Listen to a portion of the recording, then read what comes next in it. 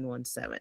So let's go ahead and start up with the issues that we have to talk about this morning. And this particular one is quite, interesting because I mean, it's something that we're trying to take off or fight off from our society and see that we have an all inclusive society, okay, in every part of our society. We're talking about education, we're talking about health, we're talking about economy, every part of our society. We are, here at Women Radio, if there's something that we get to talk about a lot, is about, inclusion. It's about equity, equality, so that everybody's given the same opportunity. Everybody is able to say, oh, yes, there is no segregation, there is no bias, all of that. So we try as much as possible to keep reiterating some of these issues to see that we have a wholesome society. But then again, as much as you keep talking about it, you definitely keep hearing of these things coming up. Now, very recently, we saw the story of this young Nigerian lady who just wanted to study. She's a nurse, but she wanted to specialize in mental health. Now she had started having issues, with her vision. And that actually put her in a place where she has to be very careful, or things will not she has to be very careful while reading, or she has to take her time, and all of that. So this lady was diagnosed with a particular, eye condition just after she enrolled in school to become a specialist nurse in mental health. Okay, so she wanted to go to a neuropsychiatric hospital, to learn how to cater for those who have mental issues. Now, she enrolled, but during the exams, according to her, for her to write the exam, she called the school a couple of times. She approached the school management a couple of times to tell them that, oh, okay, I'm visually impaired because of XYZ, because of some complications that I have with my eyes. So please, when is the exam time? She gave them three options. She gave them some options rather. So one of the options she said was, okay, it's either you give me more time when writing the exams. Two, it's or I have a special invigilator sit with me and read out the questions for me so that I'm able to attempt them, because you just to help me save time. Or the third one she gave them was to make her own paper, her own exam paper, for the font to be bold so that she's able to read them, quickly. And so she's able to write the exams. But she went on, she approached them a couple of times. Nobody responded to her. They told her, okay, no problem. But on the day of the exams, she got there, and the exam that was slated to start by 8 a.m., I think, didn't start till about 5 p.m.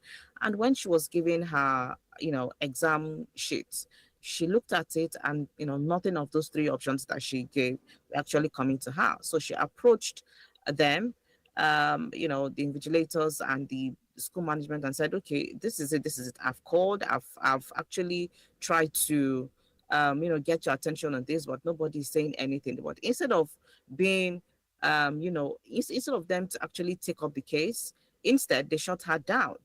They shut her down. And that was just it for her. So instead, she was told that, oh, why, if she knows that she couldn't read, why is she here? Why is she in school if she knows she couldn't read? Now, this person she met was not even trying to understand, where she's coming from, was not even trying to understand her situation, her peculiar situation. No, but instead they just shut her down and, just try to dismiss her. So now, this is a lady who is visually impaired, who just wants to be in school, who has passion for mental health. And, being a nurse, she wanted to specialize in that so that she can, bring her own quota to, the whole mental health, issues that we get to face, or we have in the neuropsychiatric hospitals that we have around. So, but this is us now, as an average Nigerian saying no, she can't do that. Now imagine what has happened to a lot of other people who have one disability or the other, how they have been shut down, how they have been being pushed aside, how they've not been given the same opportunity that every other person could get. So now this actually tells a lot about us as people, as humans. How do we treat people with disability? Are we actually are we empathetic towards them? Do we want to, is this what we want to see in our society?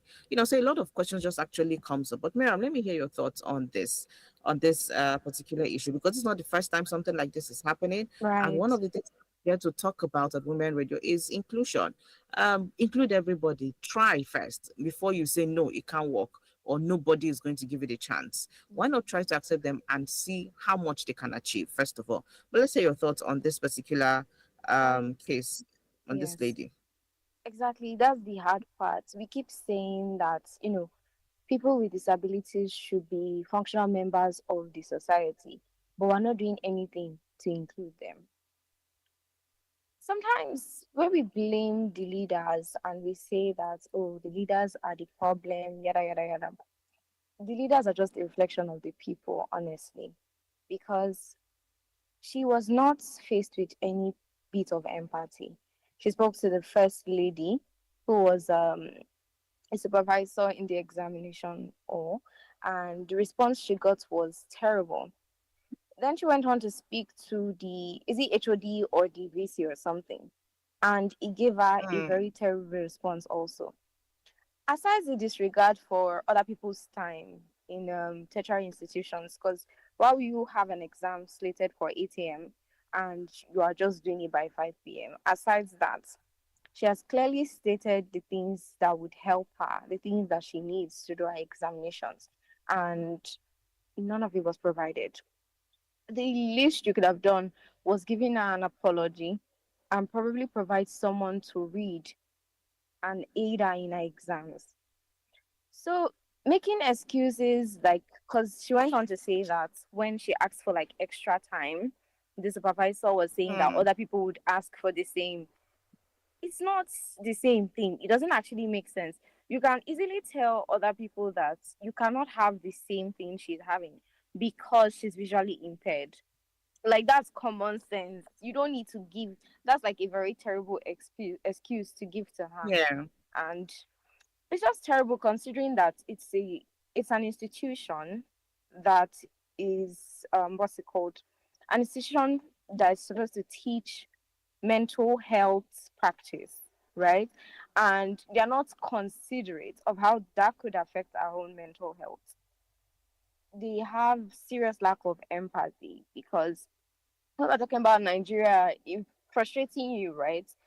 It's not just the government. It's not even always about the government, it's about the people.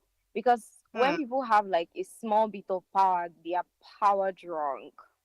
They're just waiting for a chance to subdue others. Because the audacity to tell her that when you know you cannot see, why are you doing the exam? Are people that are visually impaired not allowed to have dreams? Is that what we're saying? exactly. So it was really painful to watch because the thing is, in this country, right, we have our own biases. So automatically, when you see someone that has like a disability, you probably think, oh, that should be a pause to their life. And that's very bad Mm, because here is someone trying to move on with a career. She pivoted from being a nursing practitioner and wants to become a mental health therapist or something, and this is the response she's getting. It's absolutely terrible. it is definitely, because I mean, she spoke to them. I didn't mean it's someone that just came without even giving them Right. prior notice that, okay, this is the condition I have, this is it. Then that would have been a different case. But she actually, She engaged outlined you. methods that it Yeah, could use for exactly. her. For her, it was just a matter of picking one that is convenient for both her and the school, and to actually, to have this done. Because this is, you hardly find people, although they are there, but not as much as we would want to have them. You hardly have people who would want to say, oh, okay, I'm a nurse and I want to specialize in becoming a mental health nurse. Mm. You get, so it's hard that it's hard enough that we hardly find people who want to get into that, And then because we you know keep what that complaining that there's a brain drain. We don't have enough medical exactly. practitioners. So if she decides to, if she has an opportunity now, if she gets an opportunity outside Nigeria to go do this, since this is her dream, do you think that she will not take it, She should take it, with the whole of her please. heart? She will take it She should and take it. run with it. Okay, But so you know the what, Rose? I yeah, can't even say that we should blame all the institutions, because I know that the University of Lagos, for example, they have like opportunities for like volunteers to help mm, visually impaired students in their exams. So they read to them and they aid them, let's put it that way. And in the comment section of that tweet, they were stating some universities that have like those provisions. But like yeah, on the grander scale, there needs there needs to be something there done, like in the structure of the universities. If you are going to mm, admit students like that, you cannot you cannot just take their money and not provide for them. There has to be inclusivity in education, basically. yeah. At least if not for anything, for the fact that they also have, despite all odds, they want to get educated and they want to add value to the Right. society. So why not give them a room to do so? All right, this is 25 minutes after 9, right here on Your Women Radio WFM 91.7. This is the program Highlands, right here on Nigeria's first radio station for women and their families. Please do well to dial the number 07000 or go ahead and dial the number 09155 Let's get to hear from you through our WhatsApp or text messages on 0703 yes, 070 317 56537 or 08155 917 917. What's your take on this? Do you think that we should have more structure in place for people living with different kinds of disability who would want to, be of value to the society, who would want to add their own quota to making our society better, who just want to school, who just want to be useful to themselves, and add all of their Add value to the intelligence back to society. society. Yes, add value to society basically. Let's get your thoughts on this. Now, even if we want to look at it outside vision impairment, there is the aspect of wheelchairs. A lot of people who have who are immobile, because of this their because of Limbs. disability they have. Mm. Now, when you look at some buildings are not structured in such a way that they could actually go up, to the highest level of it. They are Right. not structured in that way, and you find them struggling to do so. I mean, we have cars now that are not even structured to accepting, people who can't move or people who are on wheelchair. We have some organizations that would not even accept people who have disability, any form of disability. So with all of this, and this is one of the things that people with disabilities are actually fighting for. Just include us in politics, and you hardly have them. Okay. And it's not like they don't want to do, but do we actually give them the chance to actually take it up and see what they can do in the first place? Because that's something that we need to look at. Are we giving them that opportunity to try to see that they take it up and see if they are going to fail or they're going to make it work? Do we even consider them when we are dishing out jobs for people to apply? Do we consider them? What if somebody with visual impairment comes and wants to take on this job? What if somebody who can't walk or who has a wheelchair or who is using crutches want to take up this job? How do we go about it? A lot of the convenience that we have, the restrooms that we have all over, do they actually cater to the needs of people with disability? Let's even start from the little things around. Now, when Suzanne was with us here before she went on break, she told us a story about when she was looking for a house, to move into. Now, the house that she got did not cater for people like her, all right, who can't use their two legs. So she is on a wheelchair. So because of that, after renting the house, she had to make a way, spend more money to create that structure, to put that structure in place that she's able to climb up to her apartment without having necessary help, and she being able to come down from the apartment. So she had to make that work for herself. So that means we do buildings, we build structures, we do a lot of things without even considering people with disability, which Right. is definitely not right. If we're saying that we're looking at an all-inclusive society, if we say that we're looking at how everybody can be useful, everybody can add value, then these are some of the things. I mean, you go abroad, you would see children who have one disability or the other, trying to learn one or two things that they can learn. Okay. Children who probably have learning disability, they are able to do one or two other things, that probably they've studied them. They know that, okay, you're good in doing this, you're good in that. Probably you're good in art. You can maybe draw, or you can, you're good with nature or something like that. And then they channel you towards that. But here, the few probably schools or organizations that get to do this, when you hear the kind of fees that they pay, that one self go drive you come out. So there's Right. probably no space for the common man who has a disability to get into those kind of spaces.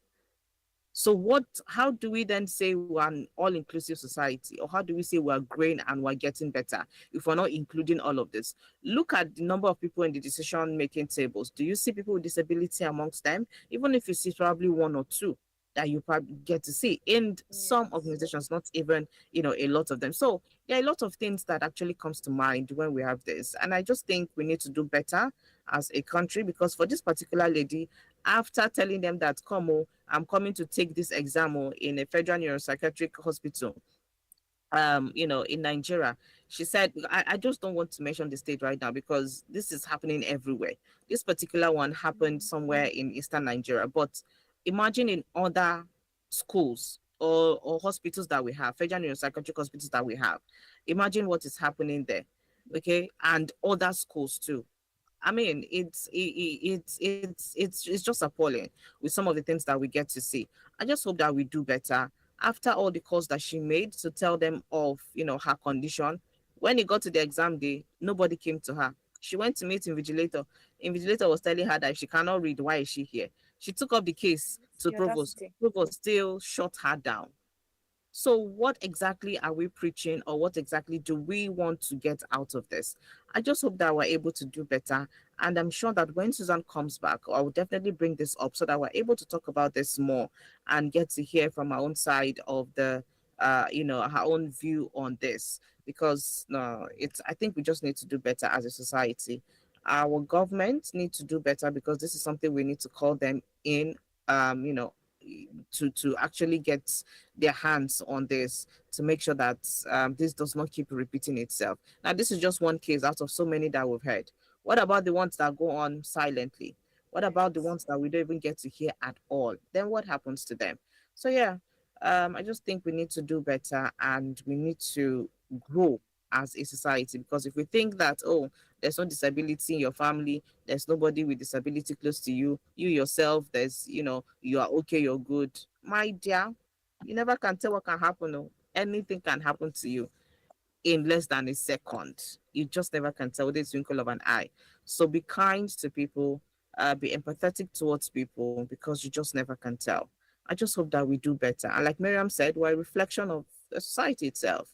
We're a reflection of our leaders. Yes. So Yeah. if we're behaving this way, imagine that you become the president tomorrow. What's then gonna happen? Still the same lack So of yeah, empathy. exactly. So we just need to do better as people and as individuals. All right, this is about 28 minutes to 10 right here on Nigeria's first radio station for women and their families. And this is the program Highlands. And of course, my name is Rose Yusuf Kaiser, and I have Miriam with me this morning. And on the program, we're looking at different issues that we, trying to bring a solution to as a country and as people. We need to be empathetic towards people, and we need to be the solution that we need to see. We need to start creating that so that our society will grow and do better.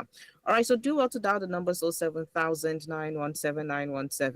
You can also go ahead and let us know your thoughts on 09155 Better still, you can send us WhatsApp messages to 07031756537 or 08155 Our toll free number is 0800 1235917. Those are the numbers to get in touch with us this morning on the program Highlands. All right, now let's quickly look at this particular one of this lady coming out to talk about her sister-in-laws. This is 2026, so let's do better. Biko, if you have, if God has blessed you to the extent that you have in-laws, you have sister-in-laws, what is now the problem? What is now the problem? Because up to date, you still find some ladies that will tell you that, oh no, they don't want to get married to somebody who has so many sisters, or somebody who has whose mother is still Still alive. alive. Yeah, you've heard that too, yeah? Yeah, so You and then you begin to wonder, if you have a brother and do then you the want your man, brother to die? exactly, if you have a brother and the brother and your brother's wife, you overhear your brother's wife saying things like this, how will you feel? So is it that so if you want, anyway, let's just leave that. But what all we're saying is that we need to do better. So this particular lady said that her sister-in-law um actually flogged her when she newly got married. So she got married at a very young age, when she was 18 years, and to an extended family. And the man happened to be, the breadwinner of the home. So now, her husband, for her when her husband gives her money to cook for the whole family, because I probably they stay in a very, to all together. And the husband gives her money to cook for the family, but her sister-in-laws would tell her Hello. that, hello, Hello. good morning. Hi, Rose. Good morning. Happy New Year to you and Miriam. Miriam, good morning. Good morning, Mrs. Obali. Good morning, Mr. Bolia. Good Welcome. morning. Lady Rose, you never give me my chicken. Mr. Bolia, don't worry. Go carry am. You see the ship am. Go carry am enter New Year. Well Uh, done. Missed you on the newspaper review. Thank God I got you here. Well done. yeah, you're Let's, welcome. let's speak to the issues. Let's speak to the Mm, issues. First and foremost, what endeared me to women radio was the clamor your station was always bringing to persons living with disability, the community now, and the women and their families. Mm. It is on your station, the cases for persons living with disability is always highlighted, always magnified. And I want to say thank you to your team, the establishment, for always looking into these core issues. Now, to this morning's issue, 2026, we don't start again, long and hard. mm, Denying the lady in question with special needs the necessary prerequisites in order for her to achieve her desired dream, to me, is all shades of wrong. And if at this stage and age, where everyone is always clamoring for inclusivity, we still treat persons with visual impairment or any form of disability in such an inhumane way, I can only ask, but why? Should I then suffer as someone living with disability in my own country, where I'm supposed to be aided, exactly. supported? I'm not supposed to be begging, mind you. I'm supposed to be aided, supported, or catered to. It is my right as a citizen. I shouldn't beg for it. Did the lady in question bring this disability upon herself? The answer is no. So why must she then be denied the right to accessibility that others have because she has a disability? Would something like this, Rose and Miriam, would something like this happen in Sarah clients? I think the answer is still no, because we see what those people do for those who are living with disabilities within their communities. You cited Susan's example. I remember when she said she wanted to get a house. I know the demon Susan said she had to fight. before she eventually was able to make a place for her wheelchair for her to pass, to make it accessible. When people are building houses, they don't take all these things into cognizance. I think we should start changing the narrative now. Some would even tell you, even if you are coming in, oh, don't add anything to my structure, even when they see you with that disability. It's not supposed to be. I'm telling you, it's not supposed to be. In this particular time and age where technology support is supposed to be freely and easily accessible to persons with disabilities, in order for them to be empowered and also support those in their circle, because if person will get visual impairment, attain greater height, it spurs those who also see the impairment of that person, to also say they can also be somebody like that or even better. And the lady in question would also be feeling a need within a circle. But no, she was denied the privilege of sitting for her exam. She was deprived. God, what kind of thing is this? If I were the one, Rose, I would sue everyone involved in this anomaly and get due justice. If this is going to serve as a deterrent to others willing to toe this path, I will sue them till I get justice, so that others coming to will have a seamless and effortless way to get to their desired or achievement in life. Education and other basic amenities is a right of a person living with disability. It is a right accrued to me as a person, either with disability or not. And I shouldn't grovel or grapple with any stumbling blocks on the way or on the path to attain that height. See, first and foremost, the fact that I have a disability is one demon that all PWUs are fighting with. They say they have disability. That's the demon on its own. And then you now kumba or bedevil the process by adding your own stumbling blocks, when you also be adding stepping stones to their life. You give them more demons to struggle with. I beg. Now disabled, they don't keep pressing. Okay? Do you know how many schools turned down my own son when he needed that education? He was in this house terrorizing me. When I say terrorizing, he was depressing me with, is it because his other siblings are okay, they can walk, they can do everything? Is it because he's a special child? You know how I said I cried out. I began to cry. How many people get that kind of voice? Before BRS came through for me, my own friend get school. I begged this lady, not be saying I'm free. We're going to pay. They said no. Inclusive schools are very difficult for children living with disabilities. You can't access it. They will tell you, take them to special schools. Special school, they frustrate you. Inclusive school, they frustrate you. I beg, won't carry them, go and go put them for school. When they see their mates, their counterparts, rotten exploits, and then you give me the flimsy excuse that because my child has a disability, he or she can't go to school. How about if government fail us as a people, should we also fail ourselves? Should we also be the weapon fashioned against ourselves? It's appalling. It's disgraceful. It's a shame that at this time and age, we still grapple with issues like this. Good morning, ladies. I don't want to vex too much. At 2026 we did. Good morning, Isabelle. Thank you so much for calling and, airing your thoughts, your experience, and how you think we should actually progress from this. You can also do the same by dialing 07000 917 917. You can also dial 09155 917 917. Please do well to send in your messages to 070 317 56537 or 08155 917 917. Our toll free number is 0800 Those are the numbers to get in touch with us this morning on the program. Halens. We have a message here which we're going to take, and this one is coming from Ifodosage from Iju Road. Ifodosage says, "Beautiful morning, Women Radio, and Happy New Year. With plenty of good things. Yeah, wish you the same too, Hayford. Thank you very much. If government are to put good structure for fiscally challenged persons, of course, but are they looking at that direction? Do you think they are not aware these people need proper care, but they tend to look away?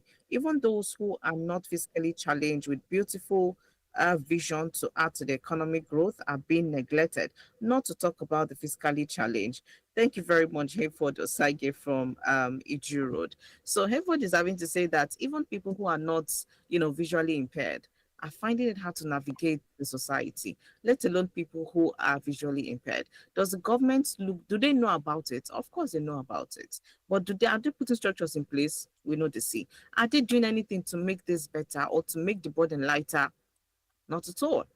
Okay, so it will take the cry and the call of a lot of Nigerians for the government to even want to look that direction. Even if they do, Miriam, it could actually be a way to maybe siphon money at the So, end of. Rose, apparently we have an act in Nigeria Mm, as in 2018.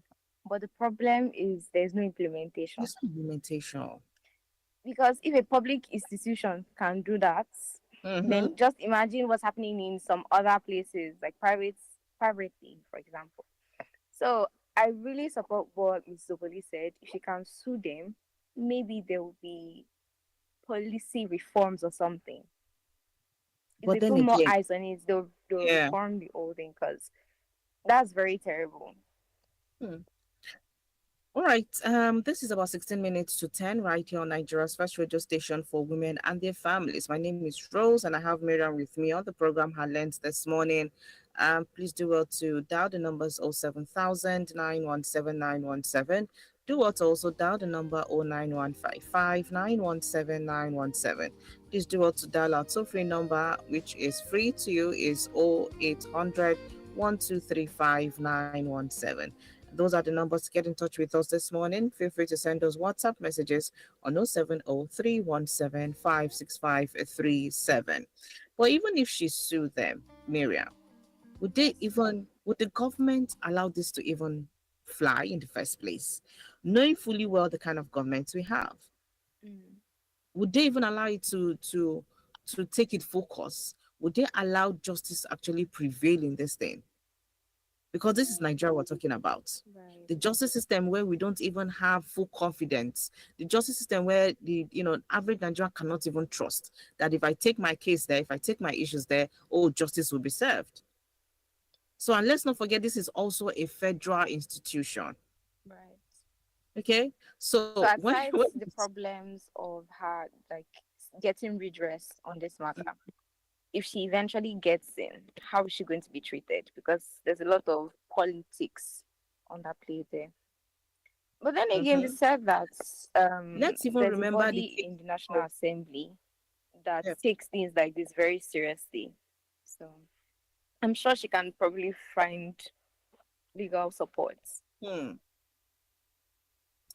Now, let's remember the case of that young lady who came out to complain sometime last year about the state of the economy and how it was affecting her. That young lady was it's still, in the period of her NYSC. She was a core member. I can't remember her name right now. When she came out to talk about the state of the economy, how it was affecting her, all of that. Shall we know how that played out when she came to the Mm, end of her NYC, where she yeah. was not given certificates at the time that the rest of her mates were receiving certificates, and they kept giving one excuse or the other, and and all of that. So imagine that kind of person now comes back to say, oh, I want to get a job with probably the federal government or with any parastatal from the federal government. Once they see her name and they go through her record, do you think that they would give her that job that she seeks in the federal government, or rather in any a parastatal? But So that's Rose, the I thing feel that we're like that's facing. why we have these things that still keep going on in the country because we're so afraid of what will happen in the future. And so, if something like this, if she sues them and it gets Hmm. like nationwide visibility and everybody is talking about it and they hold the invigilator and the provost responsible, right? And Granted, the going pro. to that Yeah. institution might be very, very dicey. But if her mind is no longer even on that institution, she could get somewhere else. She could get to Hmm. do somewhere else. And I feel like the advantages of that would outweigh whatever problems we think could arise. Because at the end of the day, what if nobody flinches an eye or raises an eyebrow when they see her name next time? So it's still Hmm. better to seek redress and sue them and get justice because that was an injustice that was dealt to her. Sure. To a very large extent, that's very true. At the end of the day, we don't want to have these things keep repeating itself. Now, she has come out to talk about her experience, not because she wants fame or anything, but to address an issue. And for her, she has moved on. She's going to get, going to another school. She's going to look for how she, would probably get on with her life with another school, but this Mm, is for those who would come after her. This is for exactly. those who would want to go to that same neuropsychiatric hospital to get the education they need. This is for those who are physically challenged in one way or the other, who have a disability in one way or the other. This is for other um you know schools, organizations, federal government parastatals to actually take note. And I just hope that this will go as wide as it can, so that it will draw the government's attention. And Same the here. people that have not given her the attention here, even from those that she called before she got to the school, for the lady who first responded to her, to the provost of that school, they should actually be called and let us see something being done, so that we don't have a repeat of this. We don't have a repeat of this. If for any reason, maybe that provost or the lady that was in that exam spot at that particular time, Right. if they had a child who had a disability, Mm, would they be behaving the same way? Would they actually be telling her the same things? So let's not wait to find ourselves in those same situations before we're able to show empathy, before we're able to help, before we're able to make life easy for people. Because right now, if our government officials, although they get money, so they fit fly abroad, they fit just go keep their children there. which is For the sad government because that's why officials nothing that is improving. exactly. Exactly. That means you're not improving the ones that you have here. Some of the facilities you have here, you're not improving it because you have all what it takes to take them, abroad. So, but if you had a child who was visually impaired or physically challenged in one way or the other, as the government officials, I'm sure that you would definitely do things in a different way. I'm sure that you would probably call in all of the attention that this needs to get, so that the right structures are put in place, the Right. right things are put where it should be, so that life will be easy for physically challenged individuals. Life will be easy for everybody. At the end of the day, we all have equality. We all have equal rights to access any building, to access any school, to be able to access any part of our society, so that we're able to have a great nation at that, an all-inclusive nation. Okay. Miss Obolisi sent in a message and she says that the truth is, when you keep mute over an anomaly or a disabuse, it will continually go on because abuse thrives in secrecy. Never say never, because one day the process itself will rig out itself and favor you in the long run. If you don't test the process, how will you know if it will favor you or not? Exactly. This is it. So we're just trying to point out some of the setbacks that could come from pursuing this case to the federal level and all of that. But even at that, we've had people who have taken this, things like this, or maybe their own issues, have taken it, spoken about it, and taken it to the highest level, just to see that justice is being done, or rather, they actually get to access that particular thing that they are looking for. So I'm just saying that at the end of the day, as a society, we need to do better. And I'm glad that she's coming out to speak about it. And we are helping her amplify her voice. Okay, so let's not keep all of these things down. Let's continue to amplify some of these issues. And let's get to see that it gets to a point where it ends. Now, she also says that, remember Otumba Gbenga Daniel's son that was turned back at an eatery, yet his father was At governor the airport. for 8 solid years without impacting on PWDs. Karma is real, I beg. I'm telling you, honestly. So imagine that governor now, and nothing, and he didn't do anything about it. To send another person He now. spoke So out about it, Sha. the thing's plenty. Okay, after speaking about it, what they happen? Mm-hmm. There's What that they happen? actually. What it call? There's that. There's that. So now one day. So let's have your final words on this, Miriam, before we go. Okay. It's like you said, Rose, we have to be the change we want to see. We cannot treat people badly because they are not our own, so to speak. And Mm, if we're saying that every Nigerian, when we're using that term, every Nigerian, it means regardless of whatever umbrella they fall under, people with disabilities, tribe, religion, or anything. When we say every Nigerian, we must mean every Nigerian. And it has to reflect in our policies, honestly, because having universities that have been there for like a very long time, for the longest, not have inclusive structures and things of that nature, like even physical structures like ramps, elevators, and things like that, is very damning of us as a society.